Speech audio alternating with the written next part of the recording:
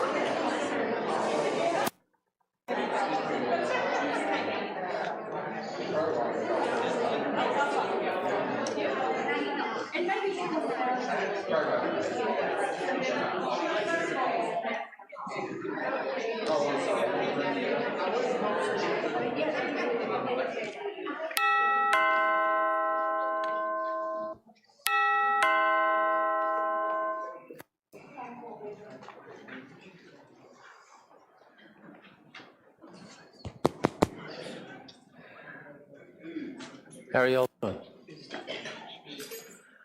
We're going to continue with our study of the book of Numbers, obviously. If I don't see your hand and you have a comment, make sure you wave it or jump up or something. Get my attention. I certainly solicit your help as we study tonight. One of the things I thought would be beneficial is kind of get a review or a context of where we are in the book.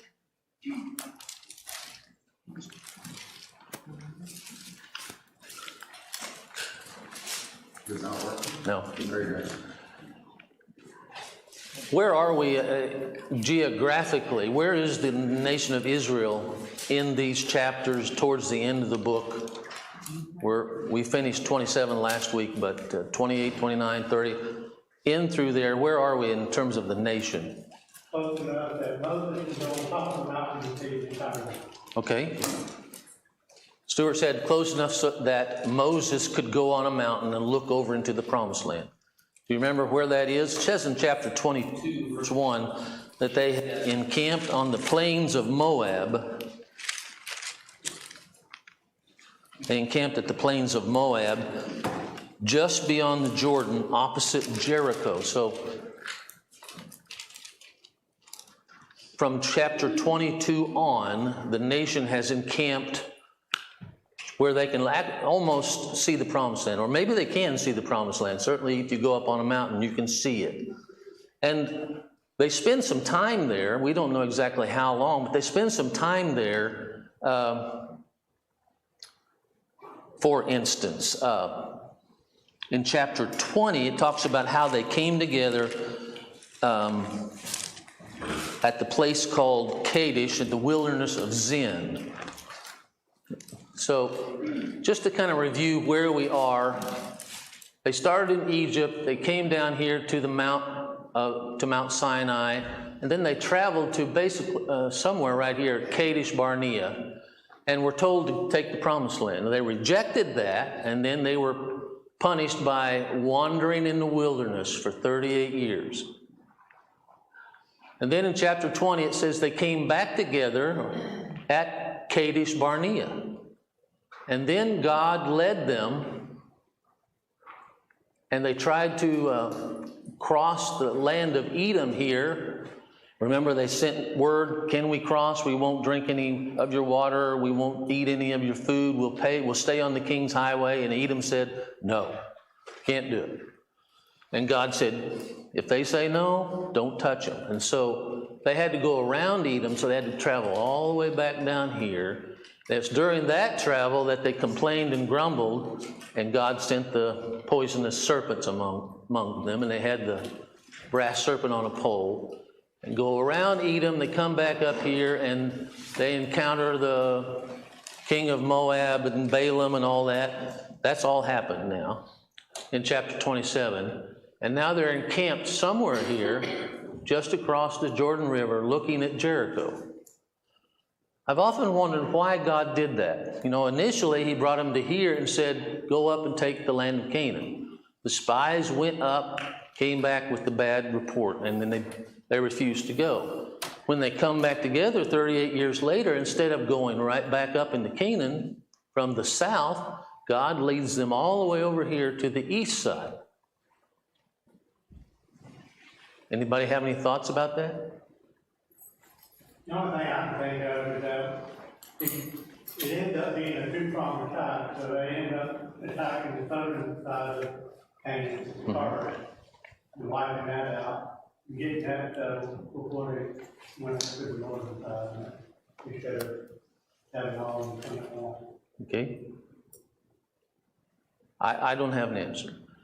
I wonder sometimes if the conquest of Jericho was kind of a encouragement for these people, because, you know, as you well know, the specifics of that battle was no battle at all, right? They just encircled this walled city, which was relatively renowned for its fortifications, and God just wipes them out miraculously. And that certainly was a lesson for these people. I am with you. And you don't really have to do anything except just go where I tell you and do what I tell you, and conquest will be fulfilled.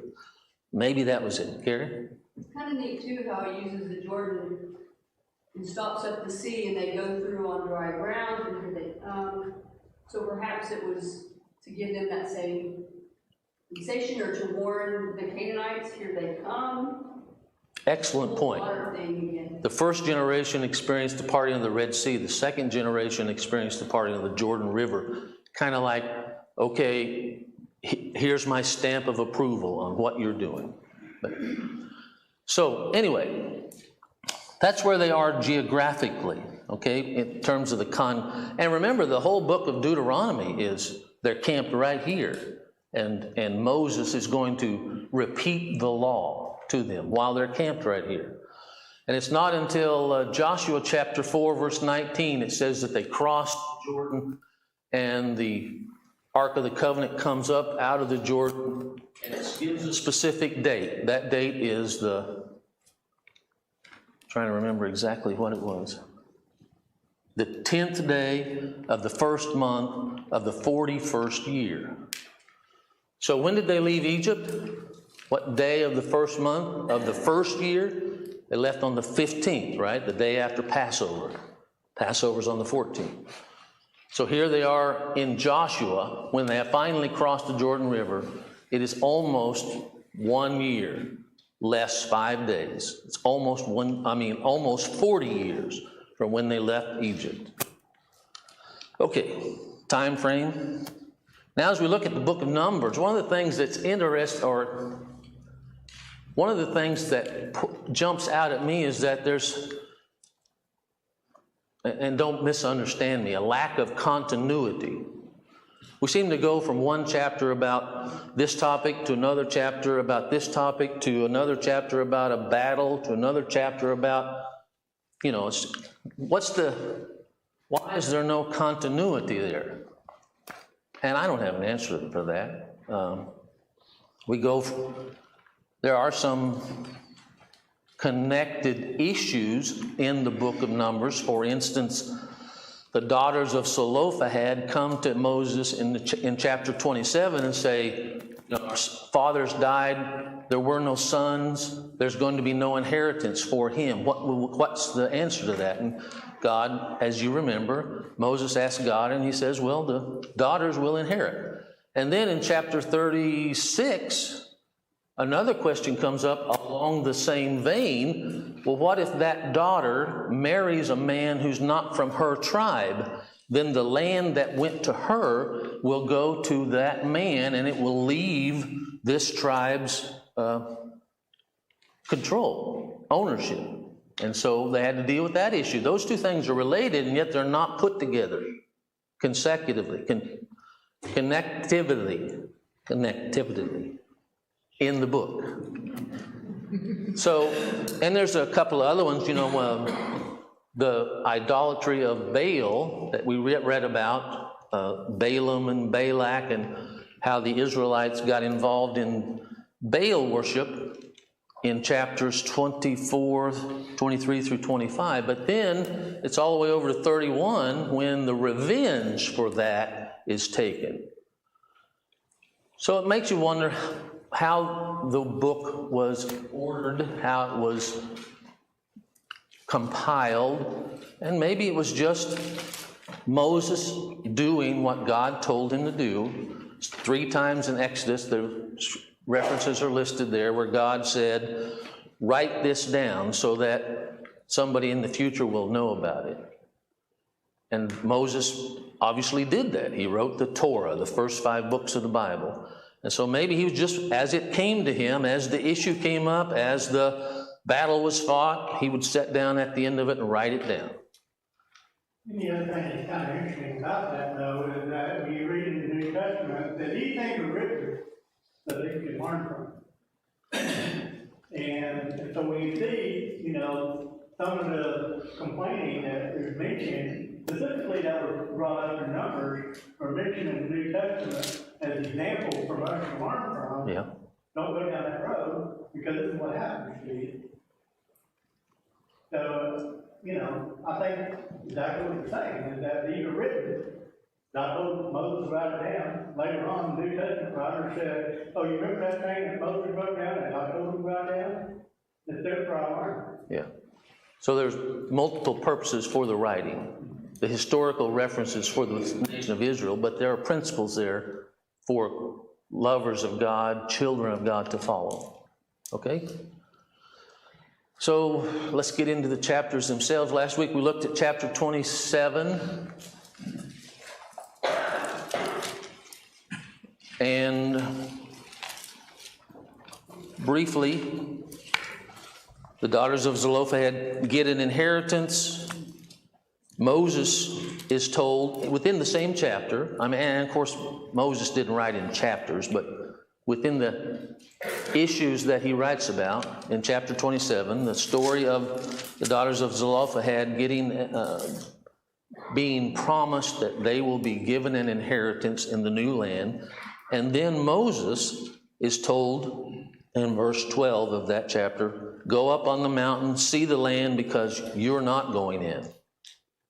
And the contrast there in this writing of these women who are promised an inheritance in the land, and Moses who God tells, no, you don't get one, is stark. The contrast there. God's trying to say something about that. And then chapter 15, Moses realizing that he is not going in says, well, we've got to establish leadership. God appoints someone to take over for me, and of course he does, appoints Joshua. Anything in chapter 27 that you want to bring up again or talk about? Laurie? I I just have never really thought about the fact that, you know, we know he told Moses no, and Moses really wanted to go, because he asked again, and when he said no again, Moses didn't then go, fine, I'm done. He continued serving, he continued trying to set up, you know, leadership beyond him, he continued doing what he needed to do, even though he had to have been just crushed. Devastated. And thought, God, you know, why? I've led you out. I mean, my attitude would have been, I've done all of this for you all these years, and now this is what, you know, I just think that, again, that's a really good thing to learn from us. Absolutely. Ken? And God, through Moses, also didn't just say, okay, Joshua is the leader now. There was he did some things to make the people understand and see that Joshua is the new leader. Yes. He provided things that happened to show Joshua. And we'll see some things that, in that vein, he also is transitioning to Eleazar. Yes. In fact, Joshua and Eleazar kind of combine in terms of responsibilities to take over all that Moses did. Okay?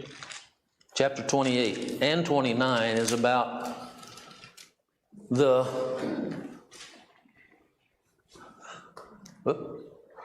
There we go. It's working now. Yeah. Chapter 28, 29, the sacrifices, the daily, the weekly, the monthly, and the festival sacrifices. Largely, this is a repetition of what has already been said in the book of Exodus in chapter 34. No, that's not right. But anyway, in Exodus, it talks about the daily, and then also Leviticus chapters 1 through 7 cover all of these sacrifices. And here we have repetition. Why is that? Why does God extensively cover the type and number of sacrifices again for these people? What do you think? Ken? Because they didn't listen. They didn't listen? They didn't pass it down. Didn't pass it down? The ones who got it first were dead. And what does that infer, that didn't pass it down? They weren't doing it to teach their children. You teach his word. Yeah, I don't think they were doing it at all. And makes you wonder, you know, how was the worship conducted during that 38 years of wilderness wanderings? Did the tabernacle establish a central point and the people circled around it, or did the tabernacle just become an afterthought and worship? I don't know. I think for me, one of the things that gives me some indication is that when the Israelites pass over the Jordan into the promised land, one of the first things they do is they circumcise all the males.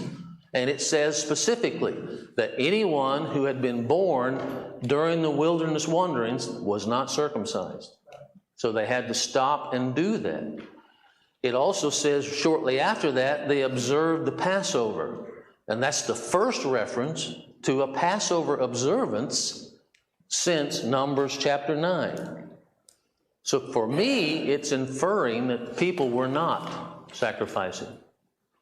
And now God, with the second generation sitting next to the Jordan River, looking at the promised land, he comes back and reiterates. Now, when you get in there, make sure that you're doing a daily sacrifice in the morning and in the evening and on Sabbath days and on the first day of the new month. All of those specific sacrifices, a bull, a goat, a lamb, whatever it was.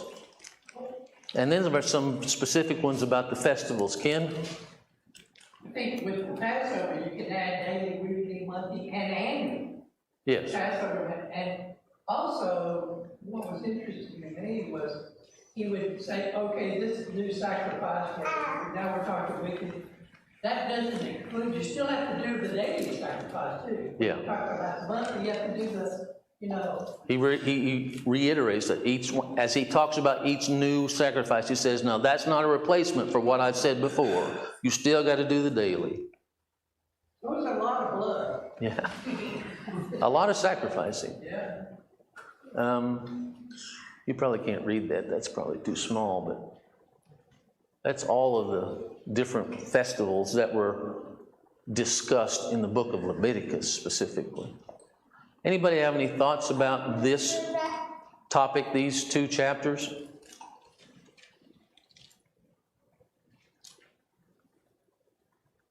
Really? Nothing? They didn't have a lot of time to do anything but sacrifice. There's a lot of sacrifice. Well, it became a part of their life. I'm sure they got really good at it. Right. It was the priest's duties, obviously, the priest. Yeah. Required a lot of investment of self. Not only your money, but your time. And be able to focus, be able to help the people understand that God is more important than anything. Yeah. That was the principle, wasn't it? I didn't hear it. That God is more important than your personal life, your personal belongings. He has to be first in your life. Kitty? And he wants us to obey him. Whatever he tells us to do, he wants us to follow by the letter of the law. Okay. So Not the way I want to do it or you want to do it. It's what God wants. a lot of specifics in his instructions. It doesn't need them. It's for us. Yeah, God does. It wasn't for God, was it? He says, It's for us. oftentimes he would say, I've got cattle on 1,000 hills. I don't need one of yours, but you do this. Yes. And also, the month of November was all holidays. The 7th month. The 7th month, I don't mean, that would be September, October, our time. But the 7th month, they didn't do a lot of work. That's right. There were a lot of holy convocations. That's what that means, right? There was a holy convocation, a Sabbath rest during that particular feast. A week at a time. And the 7th month was full. The first day was the Feast of Trumpets. The 10th day was the Day of Atonement. The 15th day was the Feast of Tabernacles, which was 7 days. And at the end of the 7 days, an 8th day of a holy convocation. And then I think eventually Purim was in the 7th month. No, it wasn't. Sorry, that was a mistake. These daily offerings, the 2 unblemished lambs that it talks about, was that every Israelite presented to, or is that priests would just do 2 unblemished, the lambs each day for the whole community? As I understand it, it was just the priest would do a lamb in the morning and the lamb in the Okay, evening. that would have been, I mean, yeah, Yeah. that sounds better, I guess. Offering it for the nation, Okay. which brings a thought to me, where did those lambs come from? I mean, when you have a personal sacrifice, you provide the lamb, but there were many sacrifices that were part of the nation's presentation. Who would provide those? Didn't it say that it came from, it says it someplace where it came from. I don't remember. You know, Carrie? It must have been yearly the first fruits that they were supposed to bring, or the 10% that they were supposed to bring. To give to the Levites? I don't know. Look that up, Ken. Anything else on these sacrifices?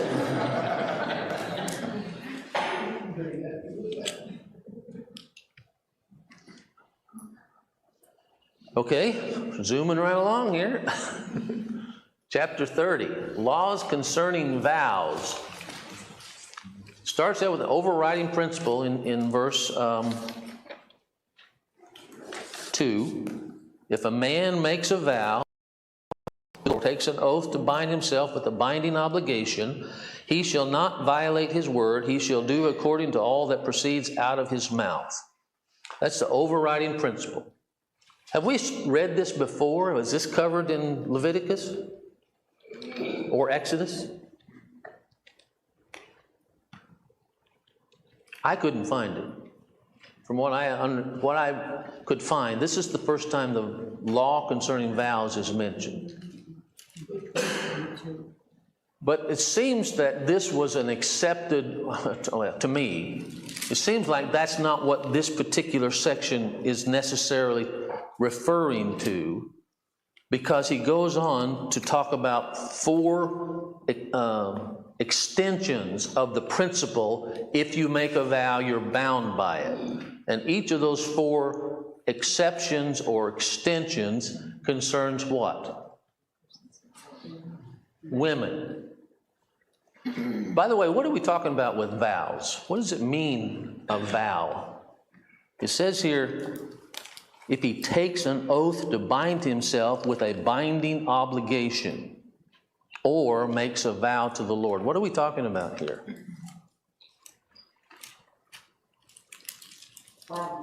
Promise. A promise? Maybe a little deeper than that. What's another name for a promise? A vow. Okay. In today's world, what would we call it? Contract. A contract. We're talking about contracts. And so it's interesting that God is covering something here. He says, if you make a deal, if you obligate yourself, if you make a vow, if you enter into a contract, you are bound to fulfill the obligation.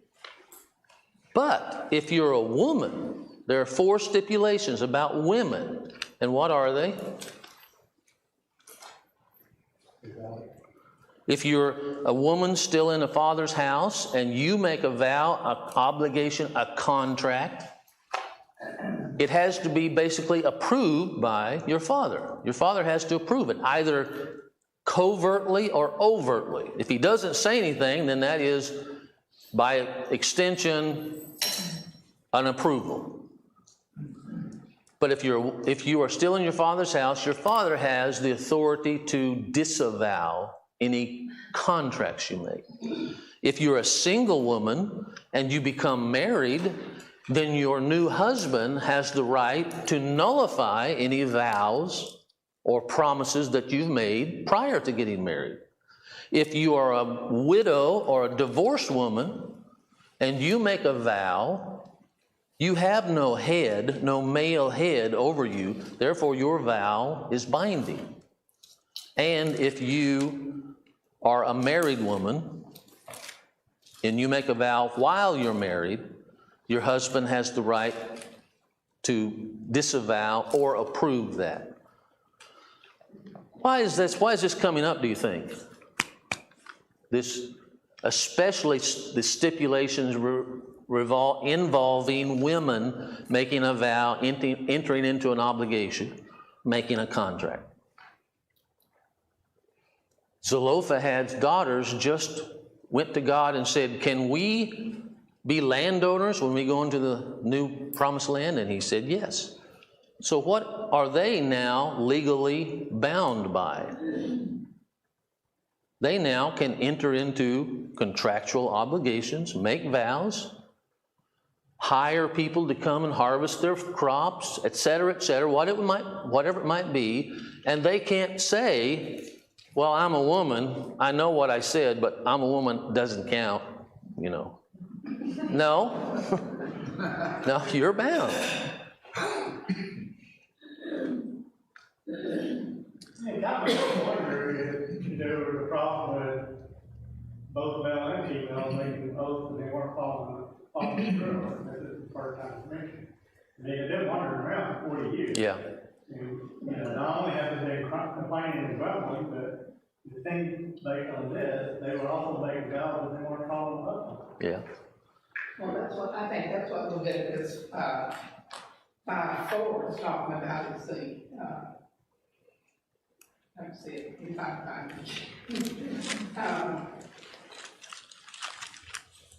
Or if anyone utters with his lips a rash oath to do evil or do good, or any sort of rash oath that people swear, it is hidden from him when he comes to know it and he realizes his guilt in it. But that's rash oaths, and not just contractual. Right. Okay, good. Brandy?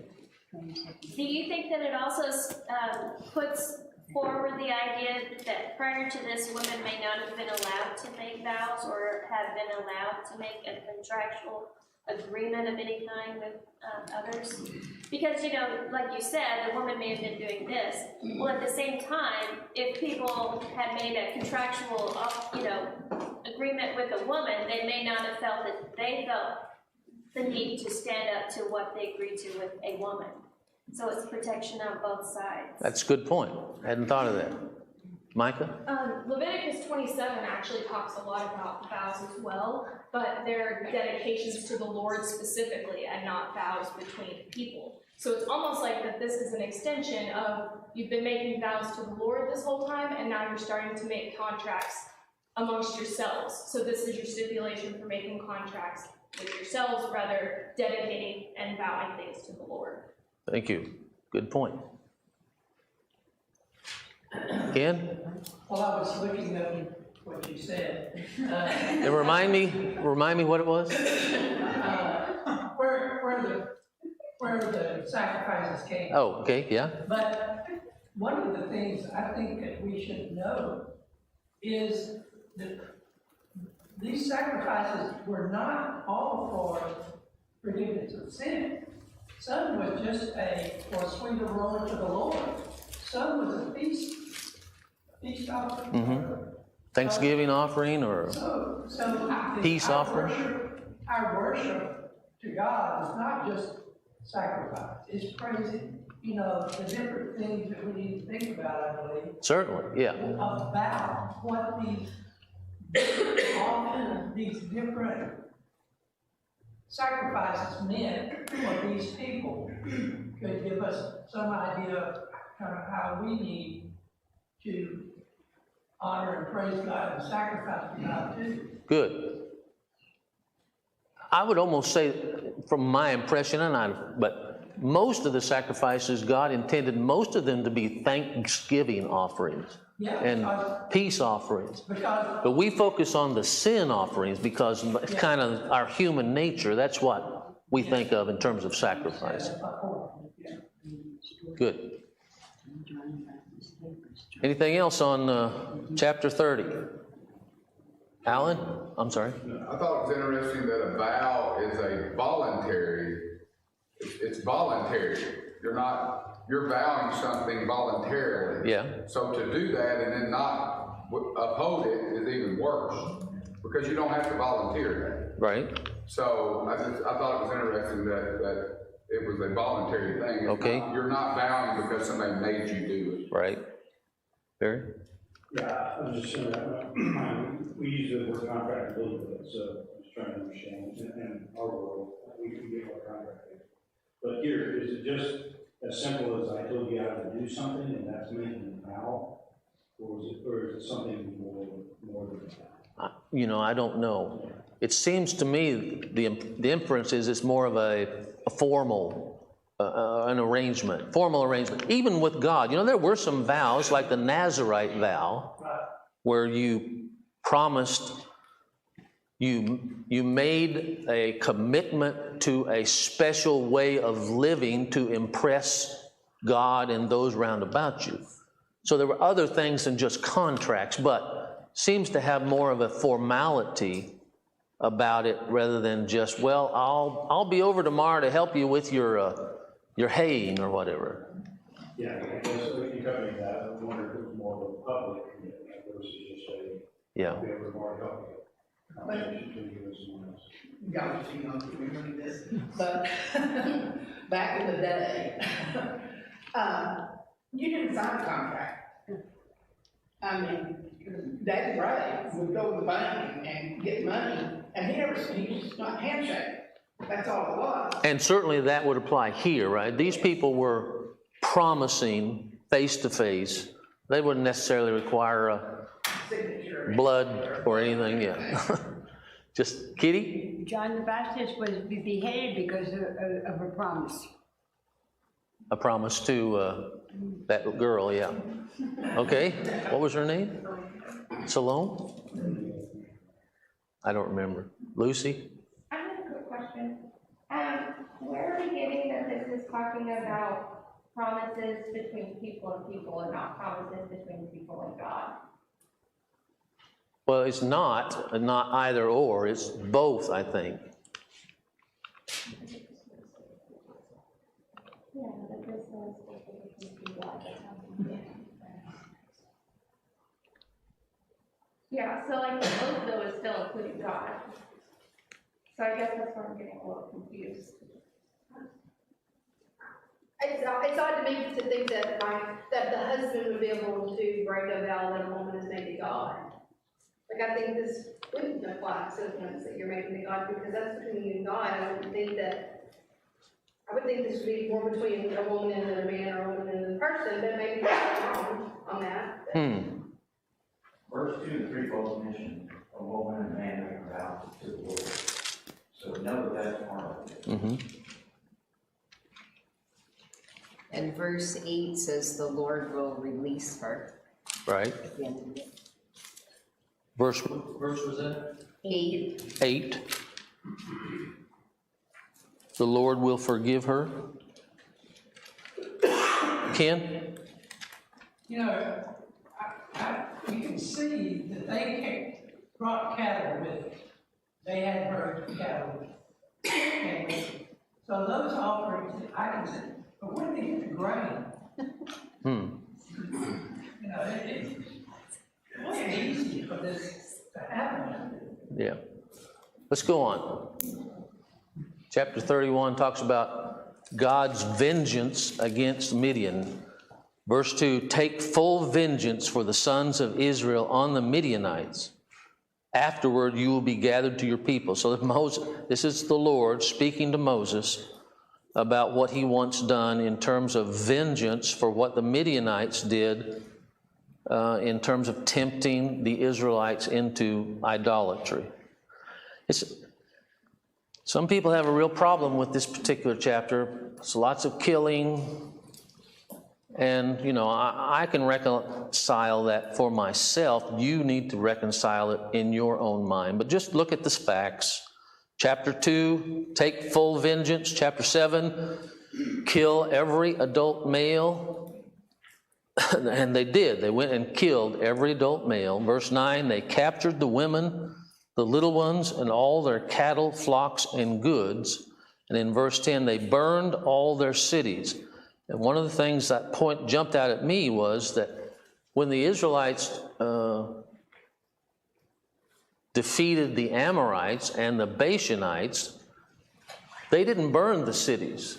And obviously, the intention was that they were going to take them and live in them. That's not what was happening here.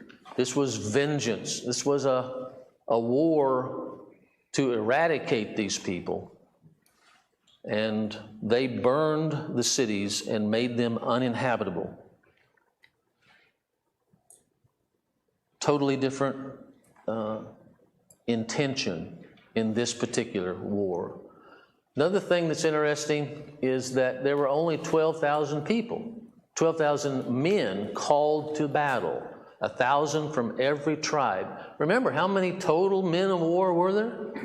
600,000, 603,000 plus. And yet God tells Moses, take 1,000 from each tribe, 12,000, and go and wipe these people out. Yes? That's interesting that you say 1,000 from every tribe, because the tribes are not equal in size. Mm-hmm. And so when you think about that, a lot of times you think it's always a percentage of what you have to offer. Everyone, but that's kind of like a flat rate of people for everybody. I mean, everybody has to put in the same number into that battle. So you're saying that some tribes had to contribute percentage-wise a greater percentage? Yes. Of their Just own found that men. interesting because, you know, if you have a smaller tribe and 1,000 people, that's a much greater number of your men. So. And it seems like a small amount, a small number of people, but I have no idea how many the Midianites had. It comes to mind, remember the story in Judges of Gideon, that the Midianites would come in every year and just totally wipe out the crops and eat all the grain it says the Midianites were innumerable, couldn't number them. So, Stuart?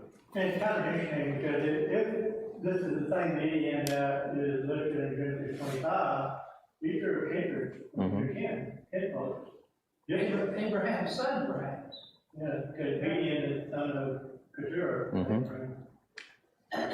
But what they did enraged God, I think. Maybe that's not the right word. Because your blood relative doesn't mean you're saved. And so 12,000 men went, fought the battle. They killed the 5 kings of Midian. They killed Balaam, the son of Beor. And it's interesting that Balaam is still here, right? Balaam's ended his prophecies, and yet here he is still within the confines of the nation of Midian, some reason. And the 12,000 men spared all the women and children, and Moses meets them coming back from the battle. It's reminiscent of Samuel meeting King Saul coming back from the Amalekites, right? He says, what in the world? He's angry. Verse 14, Moses was angry with the officers of the army. And Moses said to them, have you spared all the women? Because these caused the sons of Israel through the counsel of Balaam to trespass against the Lord in the matter of Peor. Now therefore kill every male among the little ones, and kill every woman who has not known man intimately. But all the girls who have not known men intimately, spare for yourselves. He meets them. He's angry. He's angry because of the problem that these women especially were involved in leading the Israelites into idolatry, and commands this slaughter. Anybody want to talk about that? That was the downfall of many men. Yeah. Gary? If we want to see sin the way God does, that's it. And if I want to really appreciate what Jesus did for me, this is it. This is what God feels about it. This is what should happen in the New Testament. I get out of that. Okay. Anybody else? Excuse me. And so they have brought back all the plunder from this battle. And here's what I was referring to earlier, where Eleazar steps up and kind of takes a leadership position here in dealing with what's the word I'm looking for? Dealing with the pollution because of their connection to death. What's the word? Uncleanness, because they had been involved in killing and dead bodies, and so most of the soldiers are unclean now, and the things they bring back are unclean. And so Eleazar steps up and talks and deals with the uncleanness, how the purification of the men, and he names the metals for some reason, gold, silver, bronze, iron, tin, and lead, pass through fire, and all the men have to wash themselves to be clean. Then there's the discussion in the latter part of the chapter about the plunder that they've taken. God gives instruction to Moses, verse 25, to give half of the plunder to the soldiers, the 12,000 armed men who had gone and fought the battle, give them half, and give the other half to the nation. So by virtue of them being involved in the battle, they got more. The spoils are astronomical, and many scholars say that can't be right. 675,000 sheep, 72,000 cattle, 61,000 donkeys. The numbers are just huge. But that's what God said. I mean, that's what Moses wrote down, and he was there, right? So I'll go with that. And 32,000 of the women who had not known a man, the young women, 32,000 slaves. Talking this back to your point, when you were saying earlier, there was only 12,000, that if that's what's left, 32,000 left of just these women, imagine how many really they fought with Yeah. 12,000 men. Yeah. How many herdsmen did it take to herd three-quarters of a million of livestock?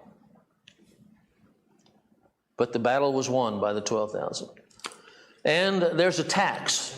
Verse 28, levy a tax. Again, it's proportional. The men who had gone out to war, they pay 1 in 500 or 0.2%, whereas the the regular people who got half the booty, they have to pay 1 in 50, which is a 2% tax. Brandy? I find it interesting that among the taxed items were also people. Yeah. They were people that were held as a tribute to the Lord. I don't remember seeing that anywhere other than this. I don't remember that being something that they were supposed to sacrifice or give. I don't remember seeing them say, give a person. Yeah. What did that mean if you were giving 1 in 50 and you had 20 young girls become slaves? Did you give one of them to the Lord? That's what it says. Yeah. Or maybe you made a financial payment for her or something. I don't know. Ken? I think it's interesting too, how the taxes were divvied up. It was divvied up in accordance to service, kind of, the warriors got less tax, and the nation got more tax. It's just kind of a interesting way that God set that aside, and look what we do it today. Okay.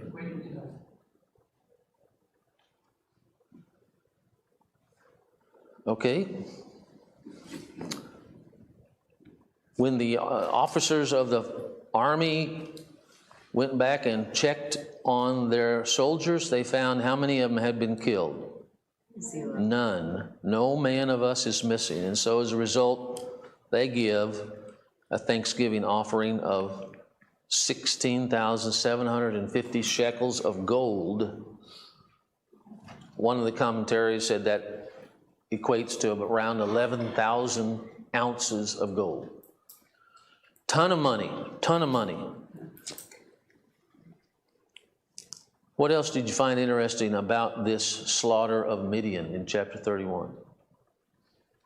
Ken? Well, interesting to me is that this is listed for us. It's the bounty that this God's people is accumulating to go in and set up a new country, a new nation. The wealth that they're going to go in there with is going to allow them to sustain their subsistence in this new conquered land. So, kind of like when Christ was born and they brought gifts to Christ and it supplied Joseph's trip to Egypt and back. So the Lord just provides. Yes. Yeah, that's what I'm saying. Yeah, it reminded me, when the Israelites left Egypt, they went to their neighbors and said, give us, Yes. it's kind of like that. They are now in the possession of a bounty of livestock and other things. The Midianites apparently were very wealthy. Chapter 32 deals with the request by some tribes to stay on the east side of the Jordan, the Transjordan tribes. Who were these tribes?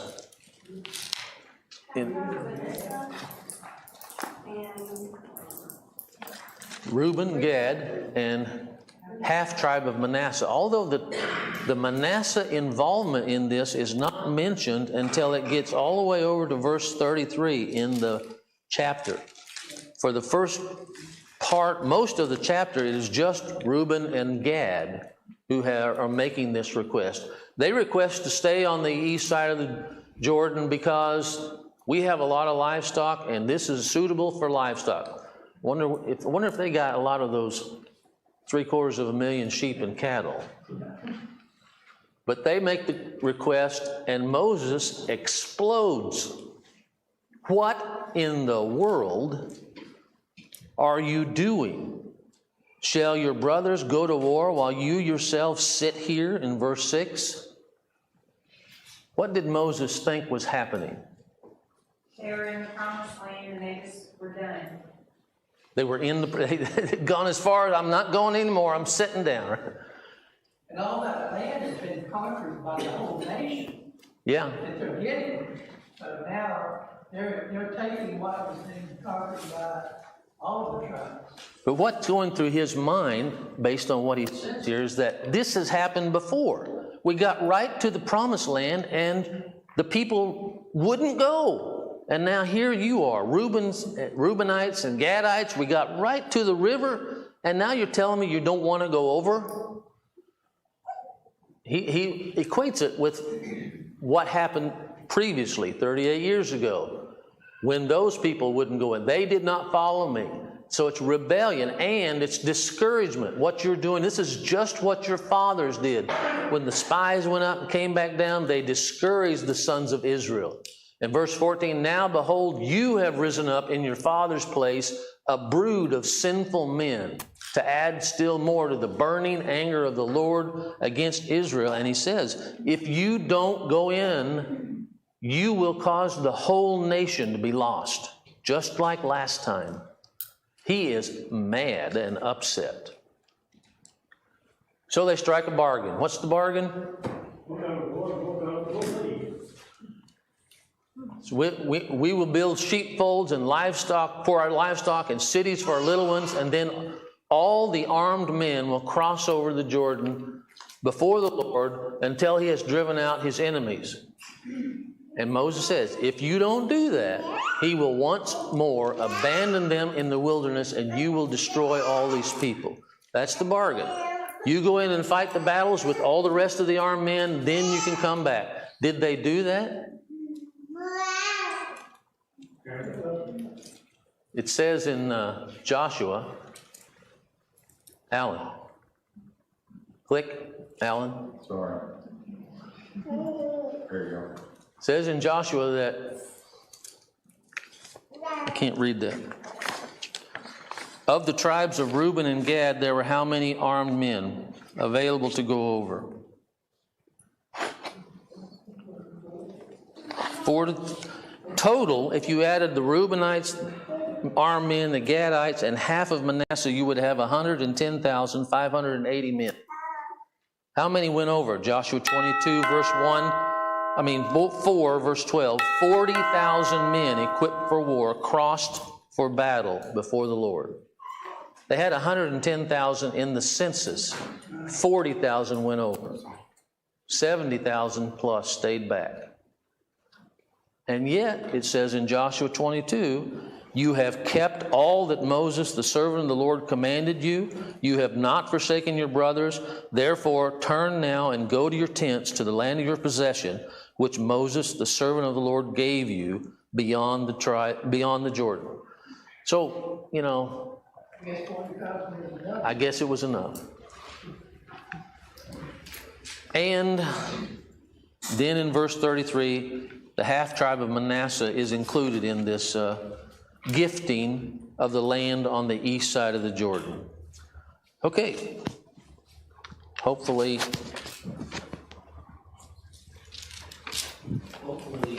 Craig is finished on verse 33. Finish the book of Numbers. Thank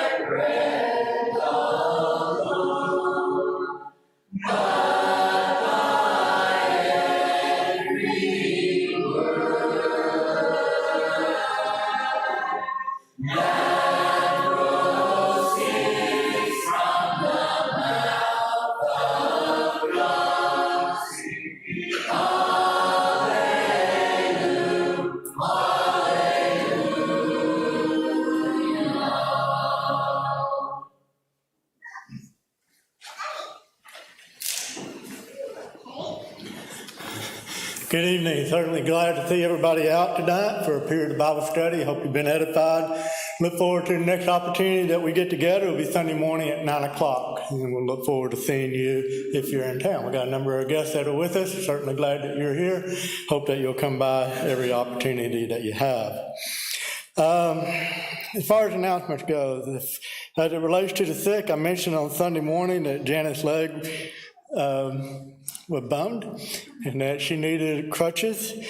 And when I said that she would be fine, she apparently was able to stand up and walk. So I don't know if there's a correlation there or not, but that's her story. I guess she's sticking to it.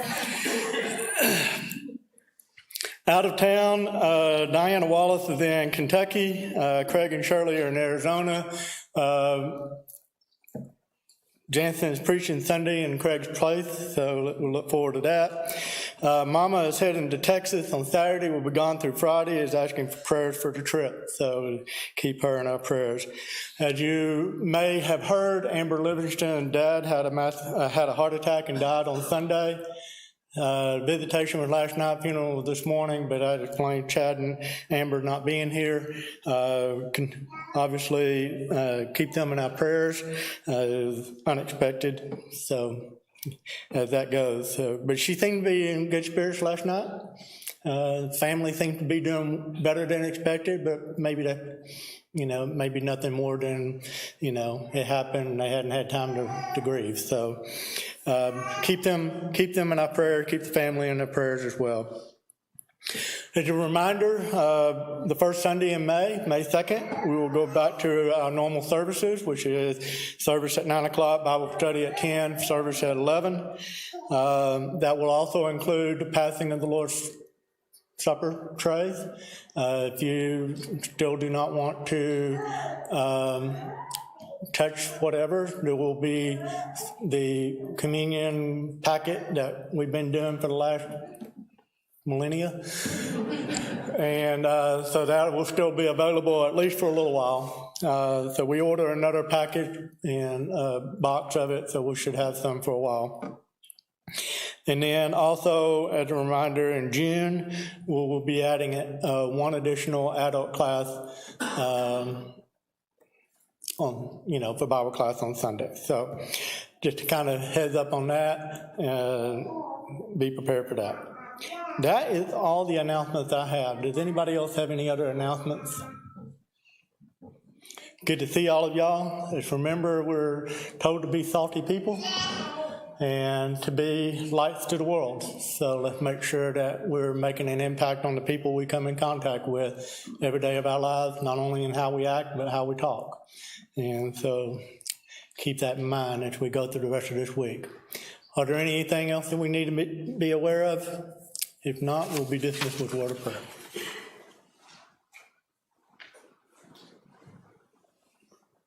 Let's pray. Dear God, thank you for this day that you've given us. Thank you for the chance to be here and study your word. Thank you for our Bible classes. Please help us to take the things that we've learned and make applications to our life. Thank you for all of the blessings that you've given to us. Please be with us as we go throughout this week. Please help us to be good examples to the people that we come in contact with. Thank you for sending your Son to die on the cross for our sins. In Jesus' name, amen.